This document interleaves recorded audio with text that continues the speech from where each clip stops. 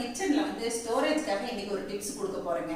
அதாவது நீங்க இப்பதான் புதுசா வீடு கட்டுறீங்க, கபோர்டெல்லாம் போட்டு கட்டுறீங்க அப்படின்னா உங்களுக்கு வந்து இந்த டிப்ஸ் யூஸா இருக்கும். கண்டிப்பா பாருங்க. இப்போ நான் வந்து இதுல வந்து டோர் தான் போட்டிருக்கேன். ஆனா வந்து மற்ற டோர் பாருங்க இந்த மாதிரி நல்லா க்ளோஸ் ஆகி இருக்கும். இதுல எல்லாம் வெசல்ஸ் எல்லாம் வச்சிருக்கேன்.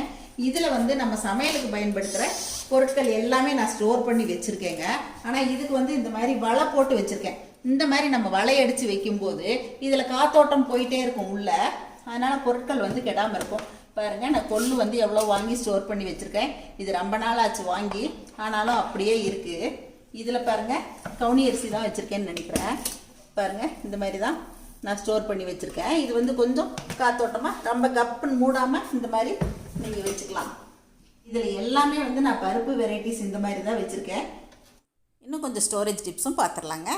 இந்த மாதிரி டிரான்ஸ்பரண்டாக தெரிகிற மாதிரி பாட்டிலில் போட்டு வச்சுக்கிட்டோம் அப்படின்னா நமக்கு வண்டு சின்னதாக வந்துச்சுன்னா கூட நம்ம கண்ணுக்கு படும். அதனால் நான் இந்த மாதிரி தான் ஸ்டோர் பண்ணுவேங்க. பாருங்கள், இதில் வந்து தனியாக வச்சுருக்கேன், இதில் வந்து எள்ளு வச்சுருக்கேன், கார்ன்ஃப்ளவரு, சுண்டல், சோளம், பாசி பருப்பு, தட்டைப்பயிறு, காராமணி, பொட்டுக்கடலை, தட்டைப்பருப்பு, சோயா, கடலைப்பருப்பு, கார்ன்ஃப்ளக்ஸு, இது வந்து முழு சோளம், பீன்ஸு, இதெல்லாம் நான் இந்த மாதிரி ஸ்டோர் பண்ணி என் கண் பார்வையில் இருக்கிற மாதிரியே தான் இதையெல்லாம் வச்சுப்பேன் நான். அதனால் வந்து இதையெல்லாம் என்னால் சுத்தமாக பாதுகாக்க முடியுது. அப்புறம் இந்த கபோர்ட்லேயுமே பார்த்தீங்க அப்படின்னா இதில் வந்து ரவா, கோதுமை ரவா, வெள்ளை ரவா, பாசி பயிறு, சீரகம், தட்டைப்பருப்பு இதுலேயும் உள்ள ஸ்டோரேஜில் வச்சுருக்கேன்.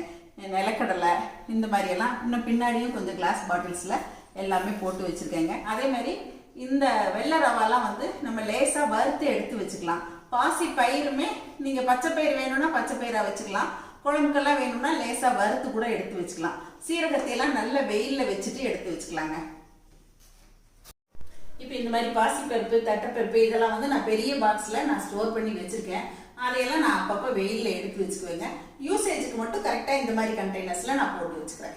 அப்புறம் நம்ம யூஸ் பண்ணுற பொடி வெரைட்டிஸ் எல்லாமே நான் வந்து இந்த மாதிரி பாட்டில்ஸில் தான் நான் வந்து ஸ்டோர் பண்ணி வச்சுருக்கேங்க. இதில் பார்த்தீங்கன்னா கரம் மசாலா வச்சுருக்கேன், இன்னொன்றில் சுக்கு பொடி, இதில் வந்து ஹார்லிக்ஸ் பாக்கெட்டாக வாங்கி வச்சுருக்கேன். பாட்டிலாக வாங்கினா கட்டி பிடிச்சிரும் அப்படிங்கிறதெல்லாம் பாக்கெட்டாக வாங்கிக்கிறேன். அப்புறம் வந்து சமையல் சோடா, இது வந்து கேசரி கலரு, ஏலக்காய் பவுட்ரு, அப்புறம் பெப்பர் ஒன்றில். இதுல எல்லாம் பார்த்தீங்கன்னா எல்லாமே பயிர் வகையும் கொஞ்சம் கொஞ்சம் வச்சுருக்கேன். இந்த மாதிரி பெப்பர் ஒன்றில் போட்டு வச்சுருக்கேன்.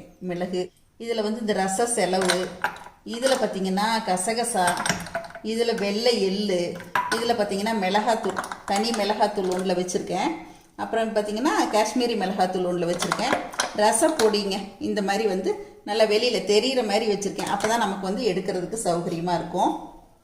பொங்கல் டைமில் இந்த வீடியோ யூஸாக இருக்கும்னு நினைக்கிறேங்க. பார்த்துட்டு உங்களோட கருத்துக்களை பதிவு பண்ணுங்கள். பாய்.